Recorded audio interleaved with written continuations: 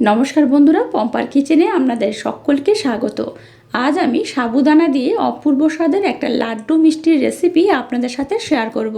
সাবুদানা দিয়ে তো আমরা নানা ধরনের রেসিপি বানিয়ে থাকি, তবে সাবুদানার এই লাড্ডুটা একবার হলেও বানিয়ে দেখতে পারেন। অপূর্ব খেতে হয়। একটা দুটো খেলে দেখবেন মনই ভরবে না। শুধু তাই নয়, একবার খেলে দেখবেন বারবার বানাতে ইচ্ছা হবে। তাহলে চলুন দেরি না করে আজকের এই অপূর্ব স্বাদের সাবুদানা লাড্ডুর রেসিপিটা দেখে নেওয়া যাক। আজকে দেখুন সাবুদানা দিয়ে যে লাড্ডুটা আমি বানাবো তার জন্য এরকম ছোট দানার সাবু আমি নিয়েছি। আপনারা চাইলে এখানে ছোট কিংবা বড় দানাও ব্যবহার করতে পারেন।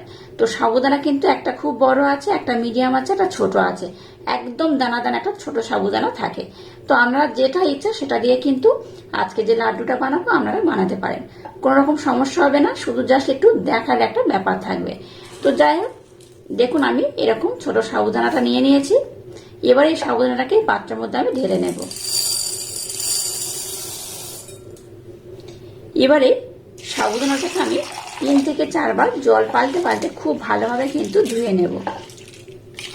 সাবুদানার মধ্যে দেখবেন অনেক সময় ময়লা থাকে, তাই এইভাবে 2 থেকে 3 বার জল পাল্টে ধুয়ে নিলে তাহলে খুব ভালো হয়। 3 থেকে 4 বার খুব ভালোভাবে জল পাল্টে পাল্টে আমি ধুয়ে নিয়েছি। এবার এখানে অল্প করে আমি জল দিয়ে দেব। খুব বেশি জলের দরকার নেই, এইভাবে ভিজে যাবে সেইভাবে কিন্তু অল্প করে জল দিলেই হবে। তো এবার এটাকে আমি খুব বেশি সময় দিয়ে কিন্তু রেস্টে রাখবো না, এটাকে আধা ঘন্টার জন্য রেস্টে রেখে দেবো।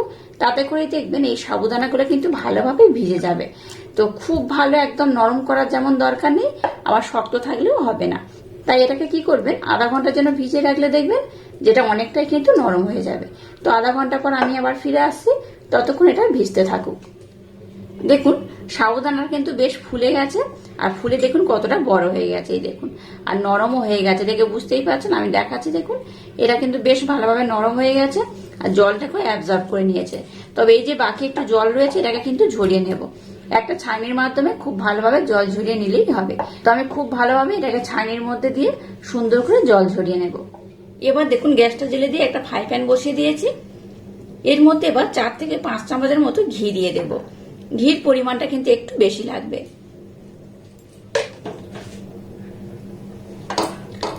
এবার আমি ঘিটাকে একটু ভালোভাবে গরম করে নেব।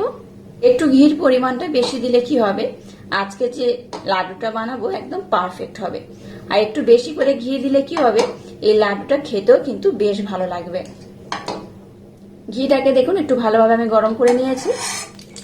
এবার সাবুদানাটাকে এর মধ্যে দিয়ে দেব।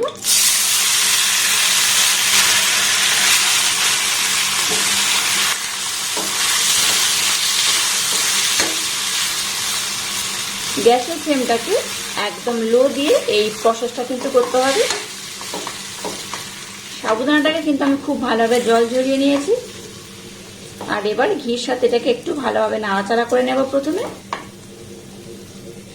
আজকে সাবুদানা দিয়ে যে লাড্ডুটা আমি আপনাদের সাথে শেয়ার করছি এটা কিন্তু দারুণ খেতে হয়। আর আমি যেভাবে বানাচ্ছি আমার মতো একবার হলেও ট্রাই করবেন, আশা করছি আপনাদের ভীষণ ভালো লাগবে। গ্যাসের ফ্লেমটাকে হাই দেবেন না, লো দিয়ে এটাকে এইভাবে কিন্তু কন্টিনিউ নাড়াচাড়া করতে হবে।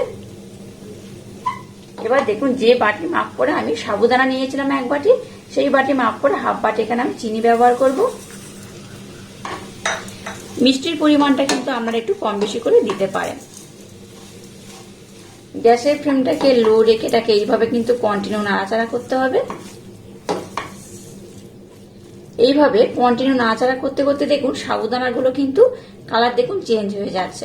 তো এটা কিন্তু দারুণ দেখতে হয়, খেতেও কিন্তু অসাধারণ লাগে। গ্যাসের ফ্লেমটাকে লো রেখে এটাকে দেখুন কন্টিনিউ নাড়াচাড়া করছি। এইভাবে নাড়াচাড়া করতে করতে দেখবেন এটা কিন্তু বেশ একদম ঘন হয়ে যাবে আর মাখো মাখো হয়ে যাবে। এবার দেখুন একটু জলের সাথে আমি ফুড কালার অ্যাড করেছি, এখানে অল্প অল্প দিয়ে দেব। ফুড কালারটা কিন্তু অপশনাল, আপনারা কম বেশি করে ব্যবহার করতে পারেন। আজকে যে লাড্ডুটা বানাচ্ছি আপনারা চাইলে কিন্তু একটু লাল কিংবা এরকম একটু ইয়েলো কালার করে করতে পারেন। গ্যাসের ফ্লেমটাকে লো রেখে এটাকে কন্টিনিউ কিন্তু এইভাবে নাড়াচাড়া করতে হবে।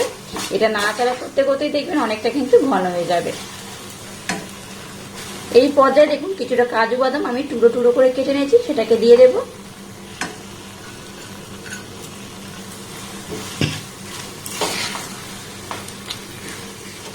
গ্যাসের ফ্লেমটাকে একদম লো রেখে এটাকে দেখুন আমি নাড়াচাড়া করছি কন্টিনিউ। আর তার জন্য দেখুন কালারটা কত সুন্দর এসছে। আচ্ছা, এই পর্যায়ে কিন্তু আমরা একটু রেড ফুড কালার ব্যবহার করতে পারেন, তাতে করে কিন্তু কালারটা আর একটু চেঞ্জ হয়ে যাবে। এবার দেখুন কিছুটা চারমগজ এখানে আমি দিয়ে দেব।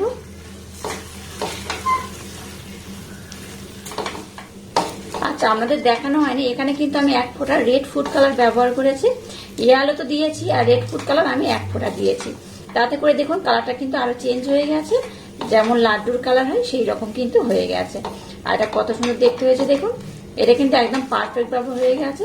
যখন দেখবেন কড়া থেকে এইভাবে ছেড়ে আসছে, তখন জানবেন এটা খুব ভালোভাবে হয়ে গেছে। এটাকে আমি খুব সুন্দর করে দেখুন রেডি করে নিয়েছি। এবার আমি গ্যাসটাকে বন্ধ করে দেব। গ্যাসটাকে বন্ধ করে দেব, আর তারপর আমি লাড্ডু বানিয়ে আমাদের দেখাবো এটা কত সুন্দর হয়েছে। এবার দেখুন এরকম একটা পাত্রে আমি জল নিয়ে নিয়েছি, আর এই মিশ্রণটাকে নিয়ে নিয়েছি। এবার দেখুন এই গরম মিশ্রণটাকে আমি নিয়ে নিয়েছি।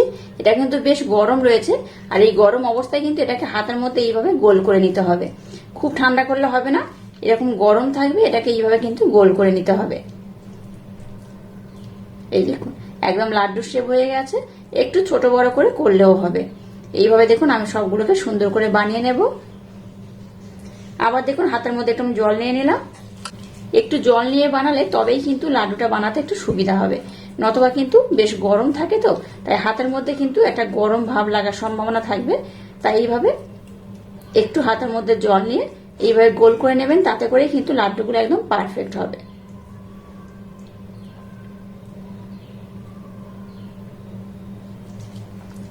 আর এই একইভাবে আমি সবগুলোকে কিন্তু খুব সুন্দর করে বানিয়ে নেব।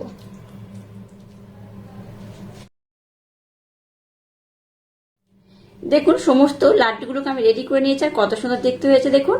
এটা কিন্তু এখনো গরম রয়েছে, একটু ঠান্ডা হয়ে গেলে এটাকে কিন্তু খুব সুন্দর খেতেও লাগবে। এটা যেহেতু গরম রয়েছে, একটু ঠান্ডা করেই খাবেন, তাতে করেই বেশি ভালো লাগবে। আর আজকের এই অপূর্ব স্বাদে সাবুদানা লাড্ডুর রেসিপিটা যদি আপনাদের ভালো লাগে, তাহলে চ্যানেলটাকে লাইক, শেয়ার, কমেন্ট এবং সাবস্ক্রাইব করবেন, আর পাশে থাকা বেল আইকনটা প্রেস করে দেবেন। তাহলে টাটা, আবার দেখা হচ্ছে নতুন কোনো রেসিপি নিয়ে।